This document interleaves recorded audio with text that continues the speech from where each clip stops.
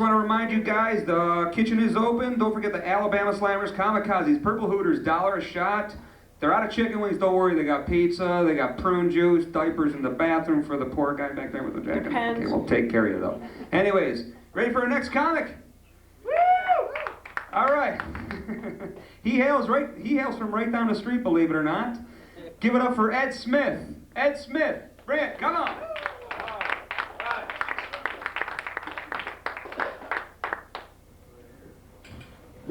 Yeah, I know what you're thinking.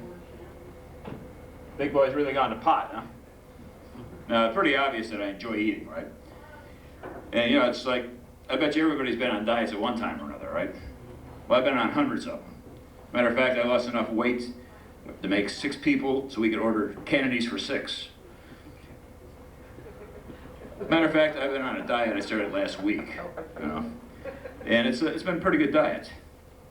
What you do is you eat a dozen oysters, pound of mushrooms, and you have sex at least 6 times a day. But I tell you, after a week, I don't mind the mushrooms, and I don't mind the oysters. But damn, my arms are so tired I can hardly lift them.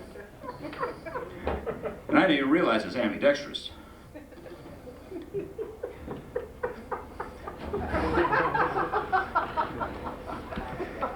When I was a youngster, I really admired my big Italian grandfather. Well, he was in business, and he told me it was sales and securities, but I know Italian. It was loan sharking and extortion. And at 5 years old, he taught me Italian, which really comes in handy in kindergarten, you know? Like I said, my grandfather was Italian, my grandmother was Jewish, so in our household, we'd make you an offer you couldn't refuse, but we'd get it for you wholesale.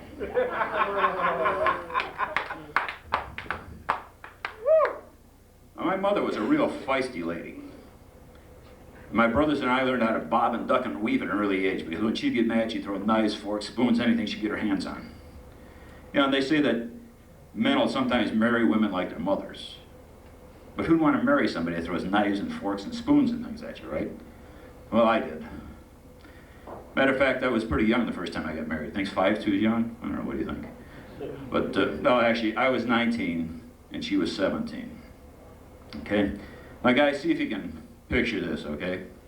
Sitting on the couch, I'm watching TV. She comes down, she bumps up against me and says, honey, let's make love. Well, at 19, that's all you gotta do is bump up against me anyways, you know? So, yeah, sure, hon, you know, hey, thanks, hon. Didn't even miss a play, you know? So my second wife, she was a little more assertive, though, okay? She comes down, takes her clothes off, straddles the TV, says, honey, let's make love. So I look at my watch, I said, well, let's see, it's 25 seconds in between each play. Yeah, I can save this marriage. Of course, my third wife now, she was even a little more pushy. She comes down, she says, look, I don't care what game's on. I want to make love. So I said, look, go upstairs and start the prelims. I'll be up at halftime. Says, you don't need halftime. Wait for the first 30-second commercial.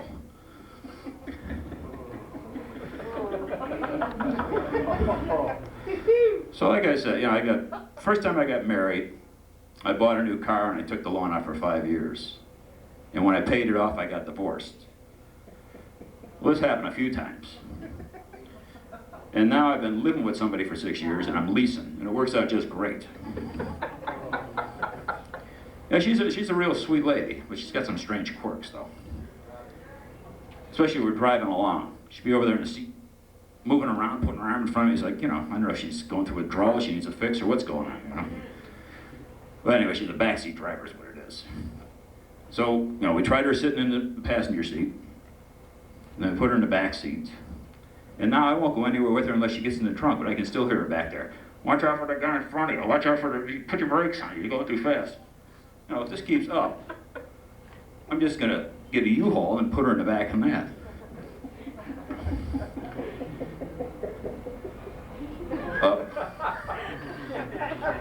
In my last job, I was a counselor. And I used to have some special treatments. You know, I thought they were pretty good treatments for some of my clients. And I used to get quite a few males that were chemically dependent. They were, you know, they were straight. And they come in to tell me, they said, look, I gotta go back out and use. because I'm really horny and I can't meet anybody.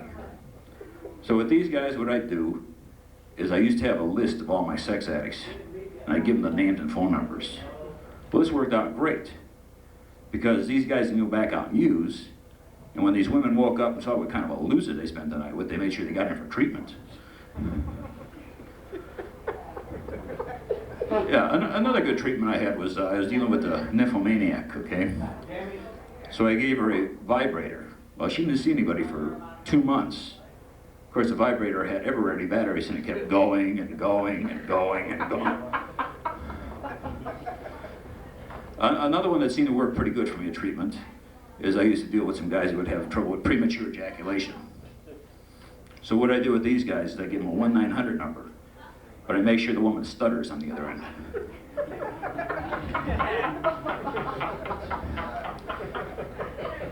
And of course, a real favorite of mine is I get these people, they come in, they got all kinds of money, driving new cars, and they come in complaining and crying and give me all this. So what I do with them is I give them slap therapy. I said, look, what do you think? That's all I got to do here all day is listen to your problems? Of course, that might explain why I don't have a job now, though.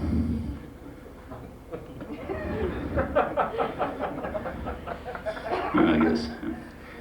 Anyways, I've talked to a number of people, and they said the way to get hired, some of these people I've talked with that really know it.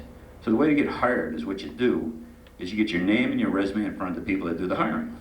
I said, yeah, okay. So what I've been doing is I go out to all these companies that I want to get hired at, and I find out where the executive washroom is. I slap my resume up on all the stall doors. I'll tell you, I've been getting all kinds of calls, all hours of the night. Matter of fact, I got a call for a job the other day. Blow job. Hey, it wasn't half bad, we all got 8.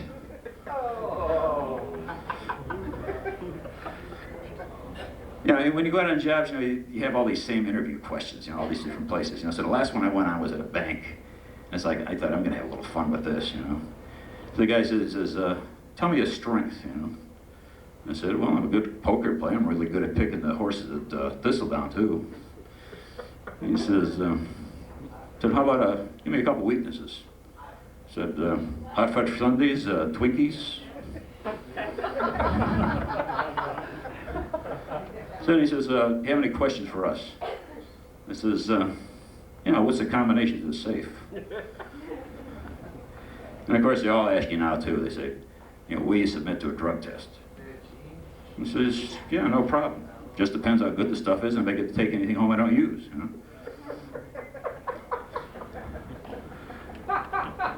Well, anyways, if you guys know of a job for me or you're looking for a good time, my name's Ed Smith, and you'll find my resume in the washroom. Thanks.